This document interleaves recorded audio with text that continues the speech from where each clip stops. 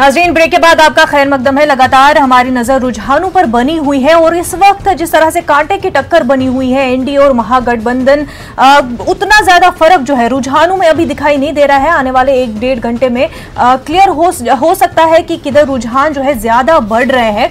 और इस वक्त हमारे साथ एडिटर नेशनल हमारे साथी अभय उपाध्याय जी भी जुड़ चुके हैं। अभय जी, आपसे ये जानना चाहेंगे कि जिस तरह से अभी बिहार की पॉलिटिक्स हुई है, क्या ये समझे कि एक जनरेशनल शिफ्ट दिखाई दे रहा है बिहार की पॉलिटिक्स में? हाँ, देखिए, पार्टी वाइज अगर आप जाकर देखते हैं तो कम से कम आरजेडी में ये दिख रहा था जी। ठीक है, वोटर के लिहाज से अगर देखें कि किसी तरीके कोई शिफ्ट वहां पर दिख रहा है, तो अभी जो तस्वीर निकलकर सामने आ रही है ये वैसा नहीं दिख रहा। अलग अलग पार्टियों की बात करें, जितनी मुख्तलिफ पार्टियां वहां चुनाव के मैदान में हैं, अब पूरी एनालिसिस होगी तो पूरा वो वोट परसेंटेज सामने आएगा। लेकिन आप देखिए जिस तरीके से 2015 की स्थिति थी, कमोबेश बाकी पार्टियां उधर ही की तरफ बढ़ रही हैं। बीजेपी एक सीधे सीधे गेनर दिखाई दे रही है इसमें सीट वाइज। और मैं हमेशा से इस बात को कहता रहा हूं कि इस बार जो बात हो रही थी कि एक तरफ लहर चल रही है बिहार में बदलाव के लिए, तो इसमें एक बहुत बड़ा फैक्टर कांग्रेस का भी परफॉर्मेंस था। अब कांग्रेस का जो बार बार इस बार एक आप टर्म देखिए बहुत ही ज्यादा चल रहा है स्ट्राइक रेट का। तो पिछली बार 47 में से 27 स्कोर करके कांग्रेस ने बहुत ही अच्छा उस समय परफॉर्मेंस दिया था जी। लेकिन इस बार 70 में से देखिए उसकी स्थिति में बहुत चेंज नहीं दिख रहा है, और बल्कि वो कम ही आ रहा है उसमें जी। तो ये एक बहुत बड़ा फैक्टर है। अभी थोड़ा सा वेट कीजिए और तब एनालिसिस में हम लोग आएंगे कि क्या एक जनरेशन शिफ्ट की जो बात कर रहे हैं हम लोग वो कितना वहां पर लागू होता है। बिल्कुल, और हमारे मेहमान भी हमारे साथ जुड़े हुए हैं। मोहसिन अली जी, आपसे जानना चाहेंगे, आपने बार बार आप ये बात कह रहे हैं कि जेडीयू को वोट मिला, एनडीए को वोट मिला और नीतीश कुमार के चेहरे पर वोट मिला है, लेकिन साफ तौर पर जेडीयू को यहाँ पर फायदा होते हुए नहीं दिख रहा है। एक अलायंस में है ठीक है, लेकिन जेडीयू के प्रति जो लोगों का गुस्सा है वो भी साफ है। कहीं ऐसा जो एक थ्योरी मानी जा रही थी कि जहां पर बीजेपी जो है वो ही चाहती है कि नीतीश कहीं ना कहीं जो है वो पीछे हट जाए, क्या आप इस बात को मानते हैं?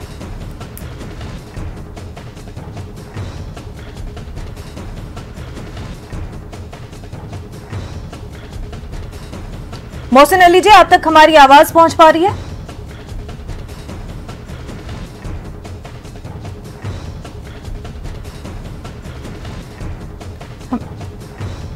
जी, तो जिस तरह से लगातार ये बात सामने आ रही है अभय की, एक थ्योरी बनती जा रही है कि क्या ऐसा है कि ये स्ट्रैटेजी वाइज हुआ है, क्या ये बीजेपी की स्ट्रैटेजी है कि जेडीयू जो भी लोगों में गुस्सा है कि काम नहीं हुआ, चाहे माइग्रेंट इशू हो, चाहे अनएम्प्लॉयमेंट का इशू, ये सारा गुस्सा जो है नीतीश कुमार पर आ जाए और हम जो है अपना वोट मोदी के नाम से ले लें और सेफ जोन में आ जाए। देखिए, चुनाव के वोटिंग शुरू होने के पहले मरहले के पहले ही जिस तरीके से एक स्ट्रेटेजिक मूव बीजेपी की तरफ से देखने आई, तो बिल्कुल ऐसा लग रहा था जो आप कह रही हैं कि बीजेपी ने एक ऐसी डबल वहां पर स्ट्रेटजी के साथ चुनाव में बीजेपी उतरी कि अगर जीत जाते हैं तो देखा जाएगा वो, अगर कहीं स्थिति कमजोर पड़ रही है तो सीधे सीधे ये रिस्पॉन्सिबिलिटी शिफ्ट हो जाए जेडीयू के ऊपर और नीतीश कुमार के ऊपर, ये कहते हुए कि चलो 15 साल से आप रूल कर रहे हैं, एंटी इनकमेंसी भी है और कहीं ना कहीं परफॉर्मेंस जेडीयू का उस तरीके से नहीं रहा है।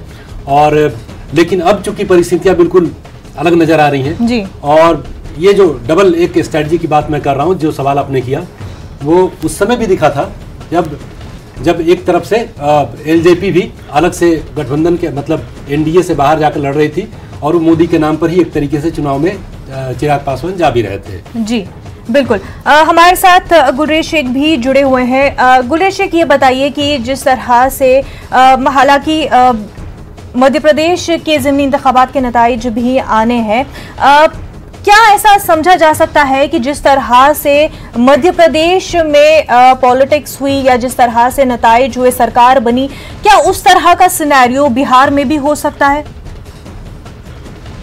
नहीं, मध्य प्रदेश को देखते हुए देखिए एक बात याद रखिए, आपकी बिहार के वोटर को पॉलिटिकली बड़ा जागरूक वोटर माना जाता है हिंदुस्तान में। और मध्य प्रदेश में, राजस्थान में, छत्तीसगढ़ में जिस तरह से वोटों का छलावा हुआ कांग्रेस पार्टी और उसके चले चपाटों के द्वारा। वह देख के ही बिहार का वोटर, जागरूक वोटर समझ गया कि इनको वोट नहीं देना है। उसका सीधा सीधा परिणाम आपको दिख रहा है कि ये लोग हार रहे हैं, महागठबंधन आउट हो रहा है वापस से। तो बिहार में ऐसा कुछ नहीं हो रहा, बिहार में बड़ी स्पष्ट सरकार बनेगी एनडीए की, और नेतृत्व करेंगे, मुख्यमंत्री की शपथ लेंगे नीतीश कुमार जी। स्पष्ट है शुरू से। देखिए, आप जो बोल रहे हैं ठीक है, आपको ऑप्टिमिस्टिक होना चाहिए, लेकिन अभी प्रेजेंट राइट नाउ जो सिचुएशन है, अब ये रुझान ही है 119 एनडीए के पक्ष में है और 114 आरजेडी अलायंस महागठबंधन के पक्ष में है। आदर्श में 10 है और एलजेपी की जो सीटें थी जिस पर रुझान उसके पक्ष में जा रहे थे, वो 5 से खिसक कर 2 पर उसकी भूमिका अभी लिमिट हो गई है। तो ये बताइए, अभी तो डिक्लेयर नहीं कर सकते हम लोग कि किसके पाले में ये जा रहा है पूरा का पूरा आंकड़ा, फाइनल रिजल्ट क्या होगा। ऐसे में आप एलजेपी का क्या आप रोल देखते हैं अपने लिए? देखिए, यहाँ तो वो एनडीए में नहीं है अभी, तो बाकी जो होगा वो परिणाम के बाद होगा।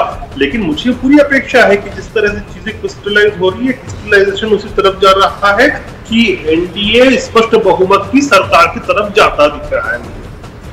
मोहसिन अली जी, ये बताइए कि चिराग पासवान जो कि लगातार नीतीश कुमार की तनकीद करते आ रहे हैं, लेकिन वो क्योंकि कहते हैं कि मेरे दिल में मोदी है, तो ऐसे में अब जब रुझान आ रहे हैं, अगर जिस तरह से रुझान आ रहे हैं और एनडीए जीत जाती है, और एलजेपी का क्या उसमें रोल रहेगा? क्या एलजेपी को इंक्लूड किया जाएगा और जेडीयू उससे किस तरह से टैकल करेगी?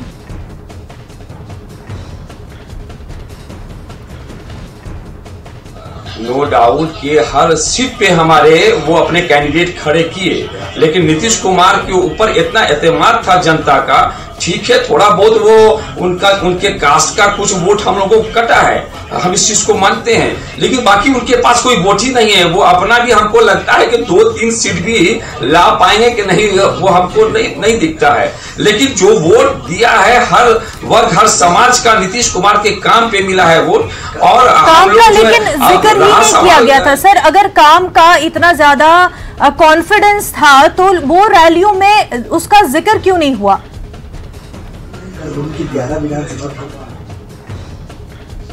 अभी हम लोग तो काम का ही जिक्र किया है, नीतीश कुमार के विकास मॉडल पे ही जो बिहार की जनता से हम लोगों ने वोट मांगा है, तो और काम के ही बल पे जो है आज जो ये मैंडेट दिख रहा है, चाहे बीजेपी को या जेडीयू को, हम लोग का जो गठबंधन है, तो ये नीतीश कुमार के काम का ही रिजल्ट है, क्योंकि हर समाज काम फर्स्ट टर्म में हुआ और उसके बाद जो है वो काम जो है कहीं ना कहीं खोता हुआ नजर आया। जो रोड्स की कंस्ट्रक्शन हुई थी जिसको लेकर लोग काफी खुश हुए थे, जो पहली टर्म में हुई थी, उसके बाद जो रोड्स बने वो टूटते हुए नजर आए।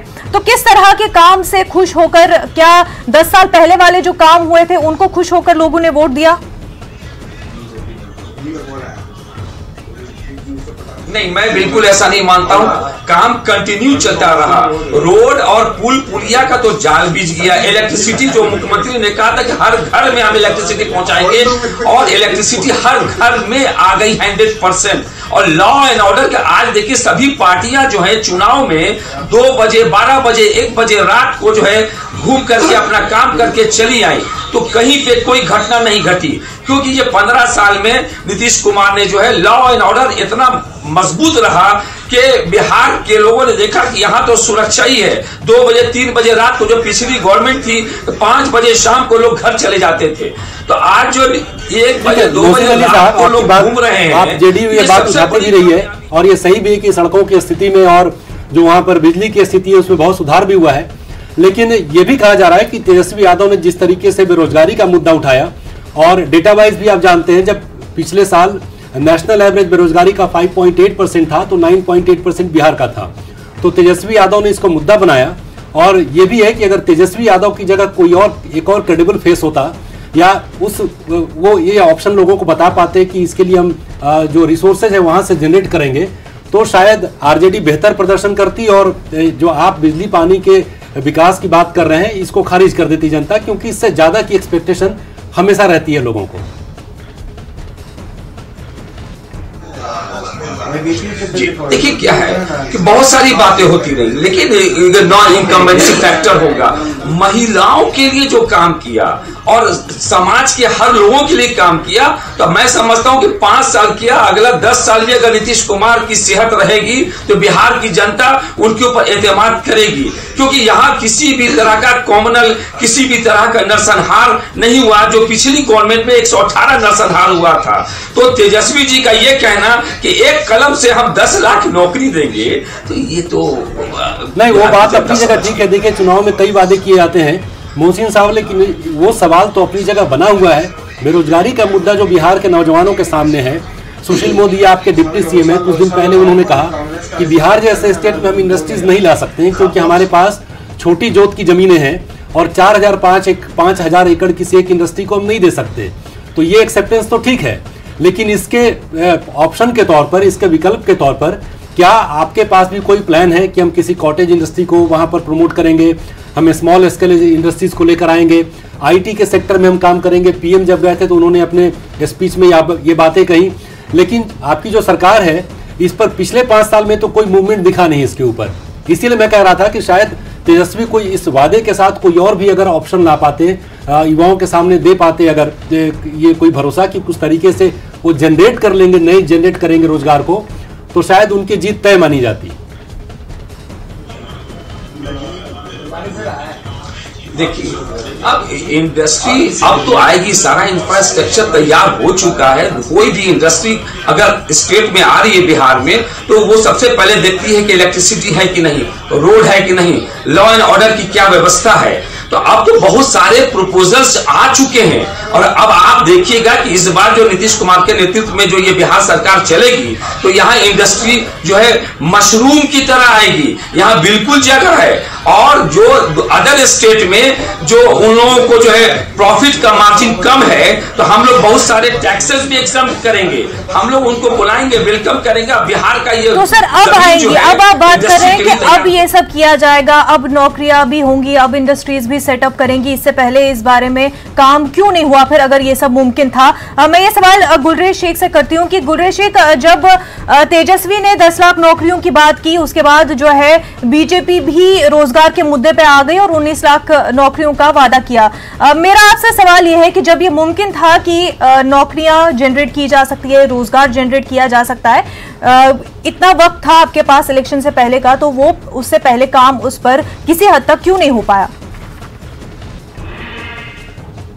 जो सबसे बेसिक चीज होती है, एक तो होती है इंफ्रास्ट्रक्चर, दूसरी होती है लॉ एंड ऑर्डर का होना, और तीसरी चीज होती है किसी भी प्रांत में, किसी भी शहर में या किसी भी देश में इंडस्ट्री नहीं आती, निवेश नहीं आता। और सबसे पहला काम जो नीतीश सरकार ने किया था अपनी पहले टर्म में, वो हुआ था लॉ एंड ऑर्डर को ठीक करना। दूसरी फेज की यदि आप बात करें तो खास तौर से सड़क और बिजली का काम हुआ था, और तीसरा फेज जो था वो सामाजिक सरोकार और दूसरी चीजों का था। अभी चौथा जो फेज आएगा, अब इसमें एक इसको कहते हैं सतह बन जाना, कि इंफ्रास्ट्रक्चर के रूप में आपके पास पूरा स्ट्रक्चर तैयार है, आपके पास जो बुनियादी सुविधाएं चाहिए इंडस्ट्री को, चाहे बिजली की आपूर्ति सही तरह से हो, पानी की आपूर्ति सही तरह से हो, वहां पहुंच चुके हैं। स्टेबिलिटी और लॉ एंड ऑर्डर है, तो इंडस्ट्री को भय नहीं होता। तो अब निवेश का प्लेटफॉर्म तैयार होने में 15 साल लगे। आप मत भूलिए कि बिहार की स्थिति कितनी खराब थी कि कोई निवेशक को आप पकड़ के भी लाते, हाथ जोड़ के भी लाते तो नहीं आता। अब निवेशक आएगा। देखिए गुल्ले शेख, आप जो बात बोल रहे हैं उससे ठीक है, मैं उससे इत्तेफाक रखता हूं कि बिजली पानी की स्थिति में सुधार हुआ है, लेकिन अब ये जो 5-5 साल का सेगमेंट बना रहे हैं आप, कि पहली बार में सड़क बिजली, दूसरी बार में पानी, क्या सचमुच किसी स्टेट के डेवलपमेंट के लिए इतने वक्त की जरूरत होती है? आप उस डेवलपमेंट की बात करें तो नॉर्थ बिहार अभी भी हर एक साल बाढ़ से पूरा नॉर्थ बिहार तबाह हो जाता है। तो वैसे अगर इस डेवलपमेंट की बात करें तो बहुत सारे सवाल इसके ऊपर अभी भी आपके सामने हैं। और फिर ऐसा क्यों कि हम चौथी बार जब आएंगे तो उसमें हम ये रोजगार की बात करेंगे, एम्प्लॉयमेंट की बात करेंगे? ये तो पहले भी हो सकता था। खैर, जनता जनार्दन है वो, जैसा आपको मैंडेट मिलता है उसके लिहाज से आप सरकार बनाएंगे ही बनाएंगे। मोहम्मद काशिफ यूनुस, आप किस तरीके से भूमिका देखते? देखिए, एक बहुत ही इंटरेस्टिंग डेटा अभी तक का जो आया है, जो सीमांचल के जो जिले हैं बिहार के, उसमें कहा जाता है कि उसमें MIM चुनाव लड़ रही थी और उसमें कहा जा रहा था कि MY का कॉम्बिनेशन काम करेगा। इस तरीके से एनालिसिस में 50 चीजें सामने आती रहती हैं, लेकिन वहां भी बेरोजगारी है, बल्कि कई जो दूसरे जिले हैं उनसे ज्यादा है। इसके बावजूद भी वहां पर जो महागठबंधन है उसको सीधे सीधे लीड मिलती नहीं दिख रही है। इसमें इसकी क्या वजह आप देख सकते हैं? देखिए, 2-3 बातें मैं आपको बताऊं सीमांचल के बारे में जी। कि पहली बात तो जो है, नीतीश सरकार पूरे बिहार में इंडस्ट्रियलाइजेशन करने में पूरी तरह नाकामयाब रही और अगले 5 साल में भी इनसे इंडस्ट्रियलाइजेशन नहीं हो पाए। जहां तक सीमांचल का कंटेक्स्ट है, तो सीमांचल के बगल में ही वहां पे वेस्ट बंगाल है, वहां के बॉर्डरिंग एरियाज है, उसमें बहुत सारे ऐसे बॉर्डरिंग सिटीज है जहां पे इंडस्ट्री है, लेकिन उसके बावजूद सीमांचल में इंडस्ट्री नहीं आ पाई। सीमांचल में अलीगढ़ मुस्लिम यूनिवर्सिटी आई तो उसको जमीन देने में इतना प्रॉब्लम किया नीतीश सरकार ने कि वहां शिक्षा का स्तर भी नहीं सुधर पाया। तो सीमांचल के विकास को लेकर नीतीश सरकार बहुत सीरियस नहीं है, ये बात अपने आप में बिल्कुल सही है। लेकिन अगर आप बहुत सारा डेटा देखें, जैसे जलील मस्तान साहब 7 टर्म से 8 टर्म से कांग्रेस के एमएलए जिस सीट से थे, जहां से एमआईएम के प्रदेश अध्यक्ष अख्तरुल ईमान साहब लड़ रहे हैं, तो वहां का आप अभी देखिएगा जो काउंटिंग हो रही है उसमें कांग्रेस का पूरा वोट जो है वो एमआईएम को शिफ्ट हो गया है और पूरा जो मुकाबला है वो जदयू और एमआईएम के बीच वहां चल रहा है। कांग्रेस बिल्कुल रिमोट तीसरे स्थान पे चली गई है। तो ये कहीं ना कहीं सीमांचल का एरिया हो या गैर सीमांचल का एरिया हो, कांग्रेस ने जिस तरह से टिकट बांटा और अपना कैंपेन किया और अपना ट्रस्ट बनाया, उस पे एक तो बहुत बड़ा सवाल है। और सीमांचल कांग्रेस के लिए बहुत महत्वपूर्ण है क्योंकि उनके सांसद भी सीमांचल से आते हैं और सीमांचल से कई सीटें, किशनगंज से कई सीटें, कटिहार से कई सीटें, और कांग्रेस के जो स्टॉलवर्ट नेता हैं, तारिक अनवर साहब है, वो कटिहार से लोकसभा का चुनाव लड़ते हैं और अररिया की सीट राजद के लिए महत्वपूर्ण है, वहां से लोकसभा के जो है तस्लीमुद्दीन साहब थे, फिर सरफराज आए। अच्छा, सरफराज की सीट पे आप देखेंगे कि सरफराज साहब जहां से लड़ रहे हैं जोगीहाट से, उनकी पैटर्न सीट है, तो वहां पे भी एमआईएम उनको फाइट दे पा रही है, उनके छोटे भाई जो है। तो ये सारी बातें जो है सीमांचल को लेके, उसके विकास को लेके, उसके बारे में तो मुझे लगता है कि नीतीश सरकार भी सीरियस नहीं है और सीमांचल से ज्यादातर आने वाले विधायक और सांसद और उनका नेतृत्व जो है उस पे कहीं ना कहीं सीमांचल की आवाम भरोसा नहीं कर पा रही है। वही वजह है कि जलील मस्तान जैसे सीनियर लीडर जो 7 टर्म 8 टर्म ले रहे हैं, वो बिल्कुल रिमोट नीतीश कुमार और अख्तरुल ईमान को वो वोट शिफ्ट कर दिया। जेडी और बीजेपी की जो सरकार है उसकी इंक्लूसिव पॉलिसी में सीमांचल शामिल नहीं है। गुलेश शेख, ऐसा क्यों है कि जब सीमांचल की बात होती है तो ये मान लिया जाता है कि शायद वो हमारे वोटर नहीं है और उनको छोड़ दिया जाए, क्योंकि ये सीधे सीधे तौर पर जो डेमोग्राफी आप वहां देखें तो उसमें जो पॉपुलेशन है वो मुस्लिम डोमिनेटेड है। सबसे ज्यादा जो है मुसलमान वोटर्स उन्हीं डिस्ट्रिक्ट्स में है। तो क्या ये जानबूझकर बीजेपी जेडीयू सरकार जो है उसको अपनी पॉलिसी में उसके डेवलपमेंट को शामिल नहीं करती? जैसा ये बता रहे हैं काशिफ यूनुस बता रहे हैं, जिस तरीके से वहां पर अलीगढ़ मुस्लिम यूनिवर्सिटी के लिए जगह नहीं दी गई। देखिए, ऐसा नहीं है, जानबूझ के नहीं है। नीतीश कुमार का ऐसा कोई कॉम्युनल एंगल नहीं है, ना जो है उनका हाथ रोके हुए भी और हम स्थान दिया। तो सीमांचल के विकास को भारतीय जनता पार्टी अपनी प्रतिबद्धता में रखती है और जहां तक नीतीश कुमार जी का, तो सड़क बिजली पानी से तो आगे ही नहीं बढ़ पाए ना 15 साल में। 5-5 साल में वो एक चीज सिर्फ देते हैं, शिक्षा, स्वास्थ्य, डेवलपमेंट, रोजगार, इंडस्ट्रियलाइजेशन, ये सब तो है ही नहीं उनके विकास के एजेंडे में। ऐसा नहीं है। सीमांचल में ये भी नहीं है कि सीमांचल के केवल मुस्लिम ही पिछड़े हुए हैं और दूसरे जो वर्ग हैं उनको उठा दिया गया, ऐसा नहीं होता है, ना ऐसा होना चाहिए, ना होता है। सीमांचल ये बात सच है कि पिछड़ा हुआ क्षेत्र है, लेकिन भारतीय जनता पार्टी और एनडीए की सरकार के समय काफी उत्थान हुआ है करें पिछले 50-55 साल से। तो और आरजेडी ने तो बिल्कुल ही उसको ऐसा समझ रखा था कि यह वोट तो उसकी भगवती है, कहीं जा ही नहीं सकते। तो ऐसी स्थिति भारतीय जनता पार्टी के शासनकाल की नहीं है। ये जो पिक्चर दिखाई जा रही है ये 15 वर्ष पूर्व के जंगल राज की पिक्चर थी। ठीक है काशिफ यूनुस साहब, कहीं ऐसा तो नहीं है क्योंकि बीजेपी सीमांचल पर इतना फोकस उनका नहीं है, इस वजह से कि एमआईएम और कांग्रेस जिस तरह से चुनाव लड़ रहे हैं वहां पर, तो कहीं ना कहीं वो समझ रहे हैं कि उसका इनडायरेक्ट बेनिफिशियरी एनडीए ही होगा। देखिए, हमको अपनी रूट्स हर बूथ के ऊपर मजबूत करना है। देखिए, कुछ सवाल जो है राजद और कांग्रेस के लिए बहुत ही डीप में जाकर अपने आप से पूछने का है। बहुत सारी सीटें ऐसी हैं जिसपे एमआईएम दूसरे नंबर पर आ रही है और कांग्रेस और राजद उन सीटों पे तीसरे नंबर पे जा रही है। तो अब इसमें क्या जो दूसरे नंबर पर आ रहा है उस पर वोट कटवा होने का इल्जाम लगाया जाए या तीसरे नंबर वाले पे लगाया जाए? अगर जलील मस्तान की सीट, जहां से जलील मस्तान 7 टर्म से कांग्रेस के एमएलए वो थर्ड पे चले गए हैं और उनका सारा वोट जो है एमआईएम की तरफ और जेडीयू के तरफ, क्योंकि जेडीयू का भी मुस्लिम कैंडिडेट है उस सीट पे, तो अख्तरुल ईमान साहब को और जेडीयू के मुस्लिम कैंडिडेट को अगर वोट मिल रहा है और कांग्रेस रिमोट थर्ड पे जा रही है, तो क्या उस सीट पे जलील मस्तान की सीट पे जलील मस्तान साहब को कांग्रेस को वोट कटवा माना जाएगा या एमआईएम को वोट माना जाएगा? तो 1-2 सीटें और ऐसी हैं जिससे एमआईएम या तो नंबर 1 पे या नंबर 2 पे चल रही है और वहां पे राजद और कांग्रेस नंबर 3 पे है। तो ये सवाल पूछना पड़ेगा राजद को और कांग्रेस को अपने आप से और उनकी लीडरशिप से कि अगर एमआईएम सिर्फ वोट कटवा है तो उसको 10-20 हजार वोट लाकर तीसरे नंबर पर होना चाहिए। लेकिन अगर वो दूसरे नंबर पर जा रही है और कांग्रेस और राजद जो कि उसकी सिटिंग सीट है वहां पर तीसरे नंबर पर जा रही है, तो एक बहुत बड़ा चैलेंज है कांग्रेस और राजद की लीडरशिप को सीमांचल के अंदर, जिसको संभालने की जरूरत है। नहीं तो ये स्पेस जेडीयू और एमआईएम दोनों ले रही है। जेडीयू किशनगंज की और पूर्णिया की और कटिहार की कई मुस्लिम डोमिनेटेड सीटों पर अच्छा कर रही है, तो जेडीयू क्यों अच्छा कर रही है? फिर सवाल ये है।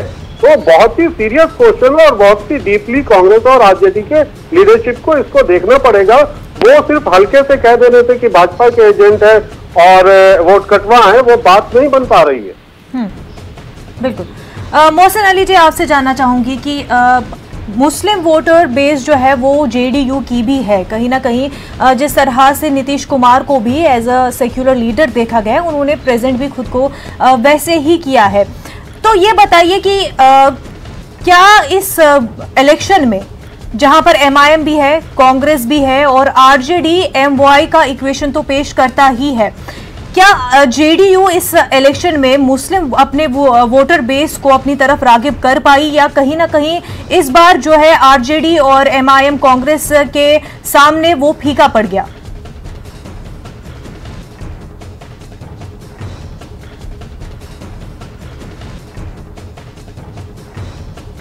लगता है उन तक हमारी आवाज नहीं पहुंच पाई है। जी,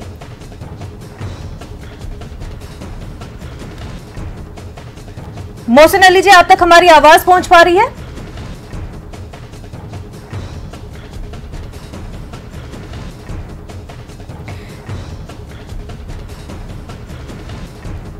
गुरेश शेख आपसे जी जी मोहसिन जी, आप तक आवाज पहुंच रही है? नहीं जा पा रही है उनके पास। चलिए गुलेश शेख से इससे जुड़ा सवाल पूछ लेते हैं। गुलेश शेख, ये कहा जा रहा था कि बिहार में जिस तरीके से अभी चुनाव के पहले ये अंदाजा लगाया जा रहा था कि शायद इस बार जो मुस्लिम वोटर है, जो जिसको नीतीश कुमार अपने साथ बांधे रखने में कामयाब हो गए थे, शायद इस बार उनसे छिटक जाए, क्योंकि पिछली बार तो वो आरजेडी के साथ थे तो एक बड़ा चंक उनके पास गया था।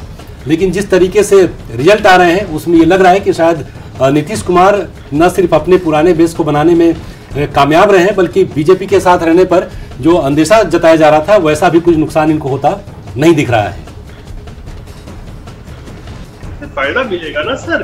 मुस्लिम वोटर भी जो है वह भी चाहता है कि उसके गांव में, उसके शहर में सड़क, पानी, बिजली हो, उसके लॉ एंड ऑर्डर की सिचुएशन अच्छी हो, उसके बच्चों का भविष्य सुनहरा हो, उसके यहाँ पर शिक्षा की व्यवस्था अच्छी हो, वहाँ इन्वेस्टमेंट आए। तो बीजेपी के साथ होने से तो चाहे नीतीश जी हो या कोई और प्रांत में कोई भी हो, उन सबको लाभ ही मिलता है, क्योंकि हमारे पास नेता भी है, हमारे पास नियत भी है, वो नीति भी है और नेतृत्व भी है। उसका आपको परिणाम दिख रहा है साफ साफ। और मैं तो हमेशा देखिए 3 दिनों से हर चैनल पे ये कह रहा हूँ, जब से ये एग्जिट पोल आया है कि exit pole is not an exit poll. Exit poll के परिणाम कई बार अलग आते हैं, हमने देखा है। और आज के समय तो अमेरिका से लेकर इंडिया तक हमेशा एग्जिट पोल से विपरीत ही परिणाम आते हैं। तो एग्जिट पोल को तो मैं इतना ज्यादा मानता भी नहीं है। हमको तो जमीनी स्थिति जो दिख रही थी, जो हमारा कार्यकर्ता बता रहा था, वो बता रहा था कि हम अच्छे अंकों से जीत रहे हैं, न केवल यहाँ पर जीत रहे बल्कि उत्तर प्रदेश के उपचुनाव में भी जीत रहे, मध्य प्रदेश के उपचुनाव में भी जीत रहे, तो यही चीज सामने आई। जी, आपने बात की कि हमारे पास नेता भी है, तो कौन नेता है आपके पास? अगर जेडीयू की बात करें तो नीतीश कुमार है वहां पर, और पूरा जो कैंपेन हुआ बिहार में वोट मांगने का, जो रैलीज हुई, वो तो सारी वजीर आजम के नाम से ही, उनके चेहरे से ही हुआ। तो वजीर आजम तो सेनापति है ना हमारे, सेनापति, और ऐसे सेनापति के जो पीछे से नहीं आगे से लीड करते हैं अपनी फौज को, तो वजीर आजम तो आगे थे ही सही, और रहना भी चाहिए। असली सेनापति उसी को कहते हैं मैडम, जो कि आगे से लीड करता हो, फ्रंट से जाके लीड करता हो, और मोदी जी वही करते हैं हमेशा। बिल्कुल, लेकिन नेशनल लेवल पर बिल्कुल वजीर आजम आपको लीड कर रहे हैं और वहां पर भी रैलियों में लीड करते नजर आए, लेकिन अगर हम लोकल लेवल पर बात करें तो कौन लीडर है अगर हम नीतीश कुमार के अलावा? क्योंकि जिस तरह से वो अपनी रैली में कहते हुए दिखाई दिए कि अंत भला तो सब भला, तो उसके बाद अगर हम बात करें तो लीडर कौन? नहीं, बहुत सारे लीडर्स हैं। आप देखिए, चाहे सुशील मोदी जी हो, चाहे चौबे जी हो, चाहे डॉक्टर ठाकुर हो, सभी तो भारतीय जनता पार्टी के नेता हैं। चाहे गिरिराज सिंह जी हो, बिहार में तो गैलेक्सी ऑफ लीडरशिप है। चिराग पासवान इस रेस में आ सकते हैं? नहीं, देखिए, ये सब निर्णय जो है एनडीए का कुनबा लेगा, और कुनबे की जब बैठक होगी सब बैठकर सामूहिक निर्णय लेंगे, उसके बाद सब चीजें होती है। चिराग पासवान जी अब क्या एनडीए में उनकी क्या स्थिति है, बिहार के एनडीए में तो नहीं है, केंद्र में क्या स्थिति रहेगी, सब बैठकर सामूहिक निर्णय होगा। मोहसिन अली साहब, जैसे चुनाव हुआ और बिहार में जाहिर तौर पर सबने अपनी उपलब्धियां गिनवाई, क्या क्या अचीवमेंट रही जेडीयू और बीजेपी सरकार की। जैसा अभी सवाल आपसे पूछा, इनसे पूछा भी गया था अभी शायद मोहसिन साहब से, जो सिचुएशन है यहाँ पर बिहार में, उसमें यह कहा गया कि लास्ट में आखिर जो बात हो रही थी कि पीएम मोदी को ही उतरना पड़ा। स्थानीय मुद्दों को लेकर जिस तरीके से नाराज़गी लोगों के मन में थी जेडीयू सरकार को लेकर, और अनएम्प्लॉयमेंट को लेकर जो युवा बहुत ही खुलकर सामने आ रहे थे, वो कह रहे थे कि मेरा यहाँ का बेसिक एजुकेशन सिस्टम ठीक होना चाहिए, हायर एजुकेशन सिस्टम ठीक होना चाहिए, उसके बाद यहाँ नहीं मिले बाहर जाकर भी लोग एम्प्लॉयमेंट ढूंढ लेंगे। तो ये सारे सवाल थे, लगा कि ये इन सारे सवालों का जवाब नहीं है, तो उसके बाद मोदी ने ही आखिर मोर्चा संभाला, और जो वोट इधर उधर छिटक कर जा रहे थे, उन्होंने तमाम वादे की, आईटी सेक्टर को लेकर यहाँ डेवलपमेंट होगी, तभी आप अपनी ज़मीन थोड़ी बहुत बचाए रखने में कामयाब हो पाए।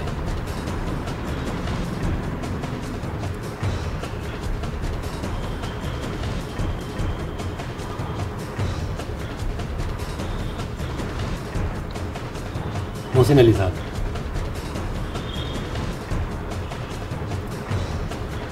मोहसिन अली साहब, सवाल आपसे है कि जिस तरीके से अभी हमने देखा कि एम्प्लॉयमेंट को लेकर जिस तरीके से नाराजगी लोगों में दिख रही थी, प्री पोल जो सर्वेज हो रहे थे या लोग जो आकर इस पर अलग अलग मीडिया में जो लोग वहाँ का यूथ जो है अपनी बात रख रहा था, उसमें ऐसा लगा कि वो इन सारे मुद्दों को लेकर उसमें एक नाराजगी है, और उसके बाद बात वहीं संभली जब पीएम को उसमें जाकर उतरना पड़ा। यानी पीएम की जो इमेज है उसका फायदा उसका फायदा मिलता हुआ दिख रहा है, और जो लोकल जो वहाँ के इश्यूज थे वो एक बार फिर से साइड हो गए।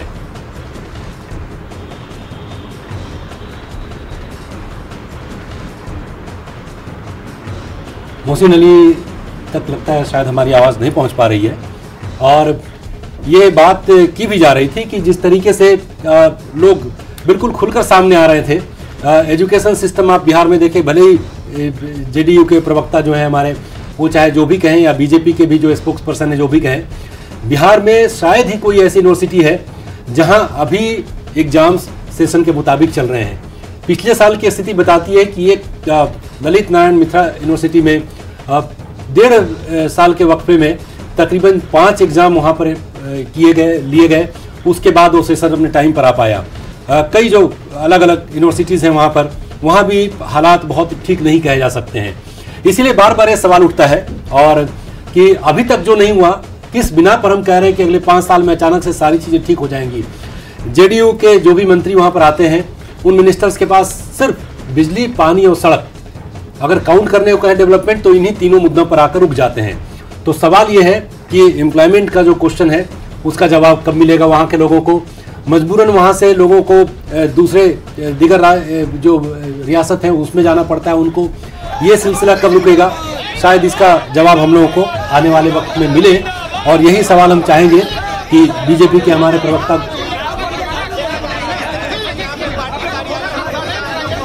चलिए, ये नई तस्वीर आप देख रहे हैं बिल्कुल अभी की इस वक्त, ये बीजेपी के कार्यकर्ता हैं जिनमें फिर से एक बार जोश दिखाई दे रहा है। कल तक कहा जा रहा था कि बीजेपी का जो ऑफिस है वहां पर एक भी शख्स दिखने को नहीं आ रहा, बिल्कुल सुनसान पड़ा हुआ था ऑफिस, और आज अचानक से उनकी चहल पहल बढ़ गई है। बिल्कुल, और लगातार रुझानों पर हमारी नजर बनी रहेगी। नाज़रीन, एक छोटा सा ब्रेक लेंगे।